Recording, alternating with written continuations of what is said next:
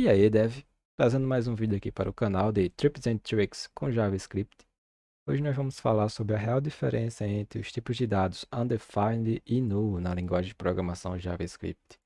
Se você programa em JS, você já teve contato com desenvolvimento web, já deve ter cansado de ter visto esse retorno, seja no console do seu navegador ou enquanto a gente debuga nosso código-fonte. Vamos começar pelo mais comum, que é o tipo de dado undefined. E, afinal, qual é a definição? O tipo de dado undefined ele é retornado quando tentamos acessar uma chave e essa chave não é encontrada ou não existe dentro de um objeto. E para exemplificar, vamos criar um objeto aqui chamado produto, que vai ter algumas características. Ele vai ter um nome, vou colocar aqui um tênis, vai ter aqui um valor, vou colocar aqui 99,99. A gente vai ter quantidade. Ou uma unidade. Então, se eu der um console.log só para a gente ver a saída no nosso terminal, vamos dar exibir aqui nosso objeto produto e executar ele aqui. Perceba que a gente tem as informações conforme a gente codou, declarou, todas elas sendo exibidas aqui no nosso terminal. Também podemos acessar um valor diretamente, por exemplo, produto.nome. Aqui ele retornou tênis. Se eu quiser acessar o valor e rodar novamente nosso código JavaScript, ele vai dar aqui 99,99. Beleza. Mas digamos que a gente queira acessar uma propriedade chamada código de barra. Se eu limpar nosso terminal e mandar executar, a gente vai ter como retorno undefined, porque eu estou tentando acessar uma chave que não existe, não foi declarada dentro do nosso objeto produto. O código base não existe. Então, pelo próprio conceito, que é quando uma chave não é encontrada, ela não existe dentro do objeto, a gente tem por default retorno undefined no JavaScript. Beleza.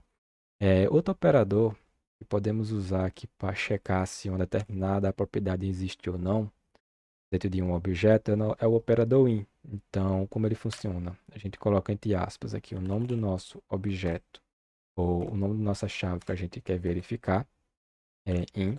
Passando aqui a nossa variável produto, que é o nosso objeto com nossas informações. Então, se eu limpar o terminal, mandar executar novamente, então ele retornou true, porque a gente está verificando. Tem uma chave com valor nome dentro do nosso objeto produto? Sim, existe. Então, retornou true. Vamos supor um outro erro que às vezes pegamos por aí que acontece é o seguinte: a gente vê esse tipo de código. Vamos adicionar um novo atributo aqui no nosso objeto produto, chamado código de barras, e vamos atribuir undefined a ele. Vou colocar uma vírgula aqui, beleza. E vamos verificar o seguinte. Deixa eu tirar esse operador in. Vamos tentar acessar primeiramente diretamente essa propriedade. Então a gente vai ter produto.código de barras, e agora vem a pegadinha do JavaScript. Se eu mandar executar, deixa eu só limpar isso aqui. Vamos voltar aqui um comando e executar. A gente tem o tipo de dado undefined. Se eu tentar acessar produto.código de barras, então tem undefined. Então, só com esse retorno, só mostrar só esse retorno para vocês e omitisse essa declaração aqui do objeto, se você não conseguisse ver esse objeto e apenas visse a linha do meu console.log produto.código de barras, eu perguntaria para vocês então, essa propriedade ela existe ou não existe, baseado nesse retorno undefined? Você poderia me dizer que por definição ela não existe, porque a gente só obtém undefined quando uma chave não é encontrada ou não existe dentro de um objeto. E eu diria que a definição está correta. Mas, se a gente fizer o seguinte, vir aqui, console.log e verificar código de barras, o nosso objeto produto, vou limpar aqui nosso terminal, mandar executar e a gente true. Ué, como é que a gente está recebendo true se ele, o default, quando recebeu um undefined, aquela propriedade não existe? simplesmente porque é meio que um paradoxo aqui na linguagem do JavaScript, porque ao atribuir o valor undefined, ele, como o JavaScript não é uma linguagem tipada, esse valor entra como sendo uma string, como sendo uma string para a nossa propriedade. Então, a propriedade em si, código barra, existe e tem um valor undefined como string. Então, consequentemente, você seria induzido ao erro. Se fosse uma questão de prova de certificação, você erraria se tivesse só aquela saída, porque, por definição, você entenderia que não poderia sair true aqui se a gente usasse o operador in. Então, se eu mandar exibir aqui produto, vou comentar essas duas linhas aqui para que a gente não se confunda na saída. Mandar dar um clear. Rodar novamente, perceba, a gente tem os três chaves e valores preenchidos que a gente definiu primeiramente. E a gente tem um último atributo aqui, código de base, que tem o tipo undefined, ou seja, tem um valor undefined, mas não um tipo de dados. Então, bem que o JavaScript poderia ter uma tratativa interna que a gente não pudesse atribuir undefined como um valor a uma determinada variável, uma determinada chave.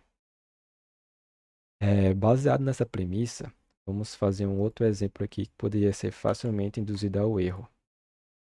Se eu tivesse um if, aqui vou pesquisar código de barras, em nosso objeto produto. Caso exista, a gente vai ter aqui um console.log na saída. Código de barra deste item é concatenar aqui produto.código de barras. Vou mandar executar novamente. Perceba que ele entrou como true aqui no hífen e o e cuspiu para a mensagem. Código de barras deste item é undefined, justamente pelo que eu expliquei anteriormente. Como o operador in apenas verifica se a minha chave ela existe dentro do objeto, e ao atribuir undefined como valor da minha chave, não necessariamente eu estou dando um tipo de dados, apenas estou atribuindo undefined como string. Então, o JavaScript interpreta como valor e dá true. Então, consequentemente, ele vai entrar no if e fazer e executar toda a lógica que tiver aqui dentro, caso se for true. É uma forma que talvez poucas pessoas conheçam, que é possível sim a gente apagar uma determinada propriedade em um objeto usando o operador delete do JavaScript. Então, eu posso pedir delete.produto.código de barras. Então, se eu mandar aqui console.log novamente o nosso objeto produto, mandar executar, perceba que apenas ele retornou para a gente aqui os três primeiros itens que a gente criou. E a propriedade código de barras foi excluída, foi deletada desse objeto. Com isso, eu garanto que essa propriedade ela realmente não vai existir. Então, se a minha intenção é apagar uma chave, é retirar uma chave, e eu estou setando um defined ou até mesmo null, o que pode dar brecha para o meu código-fonte e acabar gerando bugs, você pode fazer uso do operador delete e deletar essa chave. Belezinha. Seguindo agora para o operador null. O operador null é um caso mais simples, que por definição ele diz que a gente tem como null quando há ausência de um valor. Não necessariamente quando, não significa que é quando não há chave, mas sim quando há uma ausência de um valor para ele. Por exemplo, fazendo analogia aqui com o banco de dados. Se a gente estamos inserindo um registro em um banco de dados qualquer, uma row, estamos salvando dados de endereço referente a um cliente. Então, a gente tem lá rua, nome, CEP e a gente tem o campo ponto de referência. O campo ponto de referência pode ser preenchido ou não, dependendo de onde o cliente mora. Ele pode ter um ponto para colocar ou não. E não necessariamente significa que aquela coluna não vai existir. Ela vai existir, mas pode assumir um valor como null, ou seja, pode estar vazio. Mesma coisa aqui no JavaScript. Caso eu coloque aqui para null, e a gente use o operador in, a gente já viu que ele iria dar true, porque eu verifico a chave e não o valor que foi atribuído a essa chave. Então, vem true, beleza.